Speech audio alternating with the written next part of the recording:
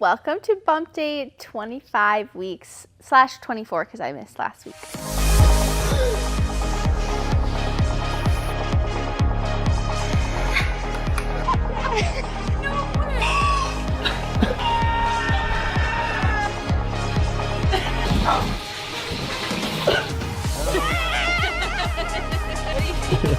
Last week I was on a little girls trip with my sisters and my mom. We went to Arizona and had the best time. It was so relaxing and I didn't realize how much I needed it. However, I didn't really sleep that well. I thought I would catch up on sleep, but I did not.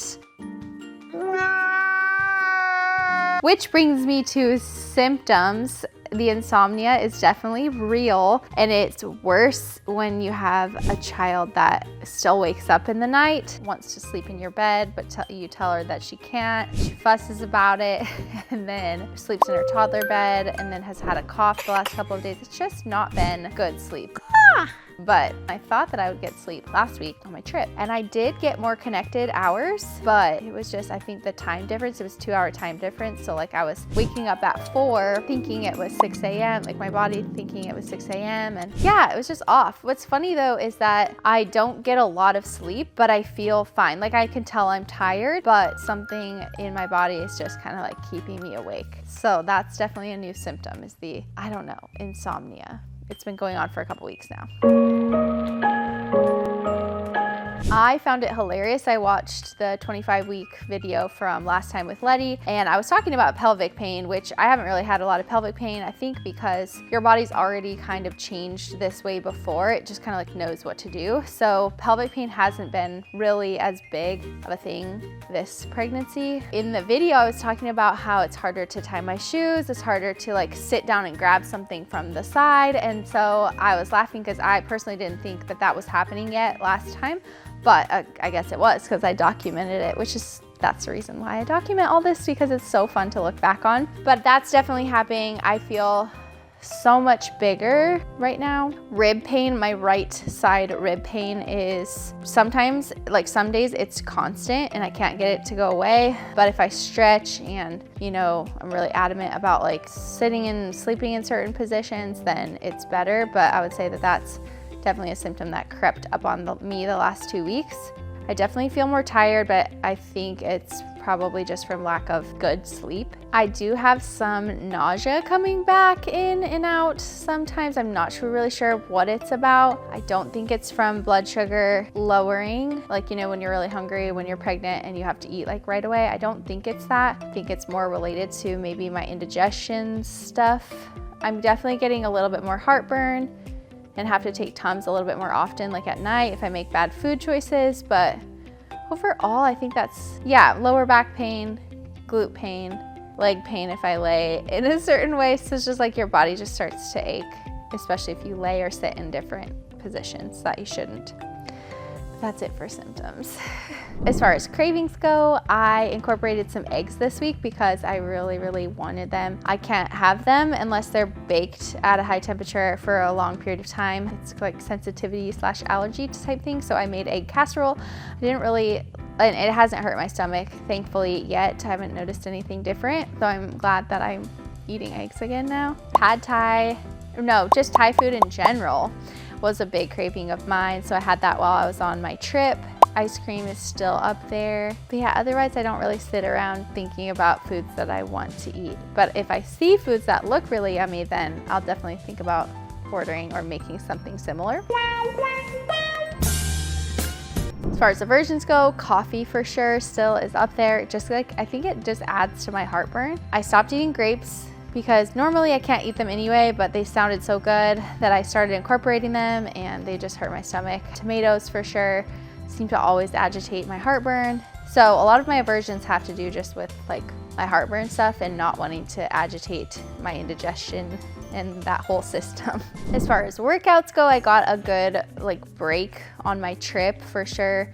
Probably should have taken more steps, but there were a couple days in there where I worked out / got some steps in, so that was good. But overall this week I'm feeling it getting back into CrossFit. Yesterday and today my body hurts so bad, and I think that's a lot of where my lower back tightness comes from. I'm just sore, which, you know, I don't mind, but I think when you're pregnant you do have to be a little bit more careful, not get to that level of soreness, because it just affects everything. You know, it affects your sleep, it affects your lower back and your alignment.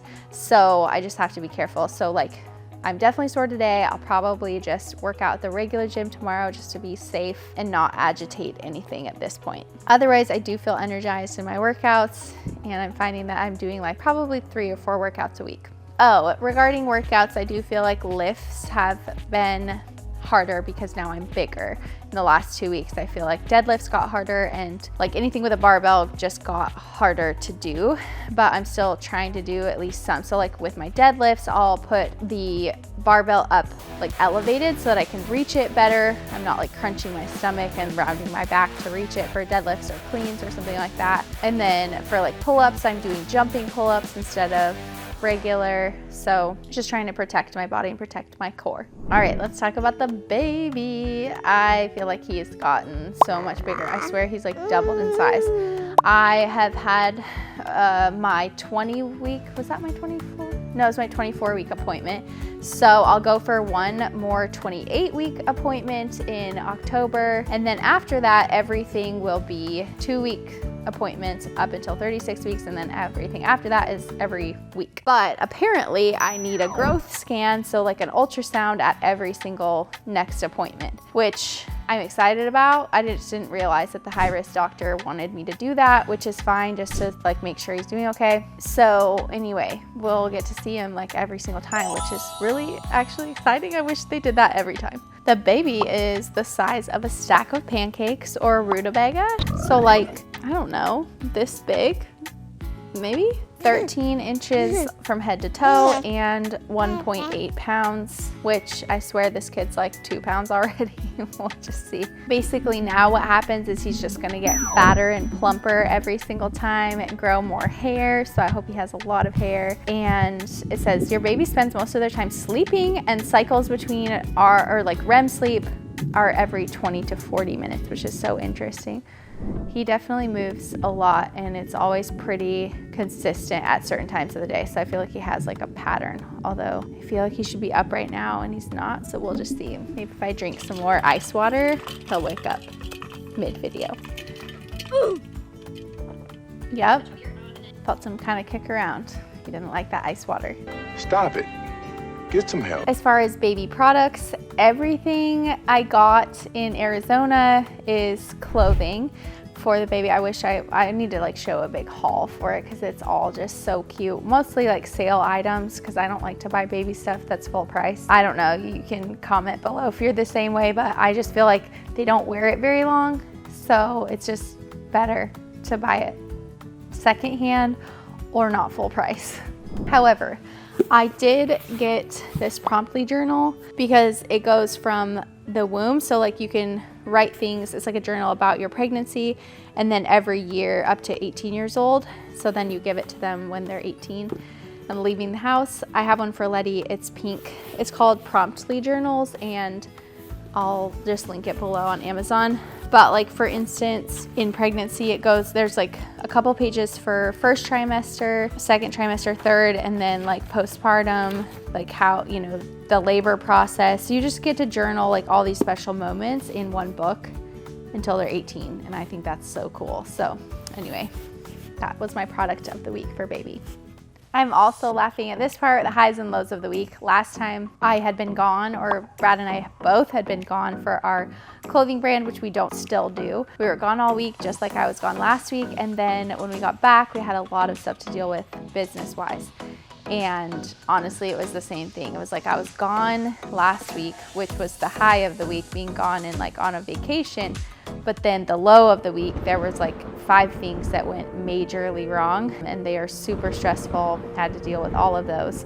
So it's just like basically I'm living the same pregnancy as last time. Brad is feeling pretty good. I think he's like pretty stressed about all the stuff that happened last week. And then it's interesting because he's the same way that he was last time. He's like not crazy about the belly and like touching it and stuff, but he'll like touch it occasionally for sure and think it's like very fun to feel him moving in there. So it's probably just weird for him though, right? I'm laughing so hard because in my video in 25 weeks, it says that like I basically said that we just wanted to be done with the building and move in and just get settled in. And that's literally what's going on with our new house and wanting it to be done and painted and cleaned and getting like settled in. So it's so funny to me that I'm literally in the same place, just reliving life. But that is it for this week / last week. Let's look at the bump. Let's see how much it's grown.